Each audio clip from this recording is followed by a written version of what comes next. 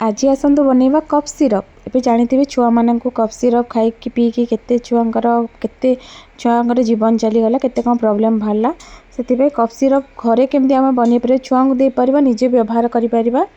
ये देखो मु डालचीनी नहीं गोलमरीच नहीं आउ लवंग ताको लवंग 5 ରୁ 7टा नहीं गोलमरीच 10-12टा नहीं आउ डालचीनी बड़ खंडे ताको भल कि कुटीदबा छेचिदबा भल कि है। तापर बर्तमान आम ए कौन करवा ना कि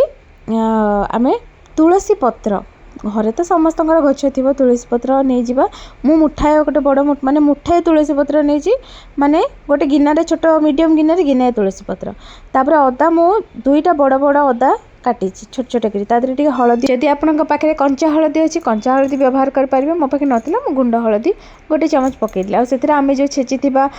लवंग गोलमरीच आउ आमर डालचीनी को तार गुंडटा पकईदेली। बर्तमान अल्प टिके पानी देकी तार गोटे फाइन पेस्ट बनईदबा पूरा खतड़िया रखी पूरा पूरा चिकन गिरी ताको बाटेदेवे।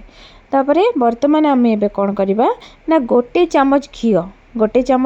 रे आम बर्तमान ए पकेबा गुड़ गुड़ आपण मुझे गुड़ नहीं 2 चामच गुड़ नहीं बड़ चामच 2 चामच गुड़ नहीं ताते पानी देदेली ताको भल कर गोले दबा। बर्तमान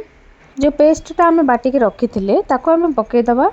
आउ ताको भल कि गोलेबा गोलेबा गोलेबा जेपर्यंत से टिके माने पूरा पूरा ताको ये करें पूरा ताको ये माने बहुत जन कौन करें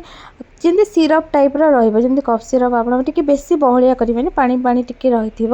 ताको फुटेबा जे आम छाड़ीदबा। मो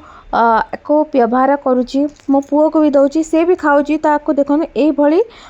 जिते बड़े हो आसो बेसी गाढ़ा नुह कि बेसी पतला नुह। बर्तमान ताको कौन करेंगे ठंडा हो गला आप 15 दिन बाहर स्टोर करके रखिपारे घरे समस्ते खाईपारे बड़ मनीष आरंभ कर छोट छुआ पर्यंत। मो पुओ को 3 वर्ष 3.5 वर्ष 3.5 वर्ष ताकू मुझे दौची माने से एज्र पिला माने खाईपारे 2.5 वर्ष पिला माने भी खाईपारे किसी ना दांत उठी जाइए छुआ मैंने आराम से खाईपारे। आउ यहाँ एत बढ़िया काम दब छुआ इम्यूनिटी पावर स्ट्रंग कर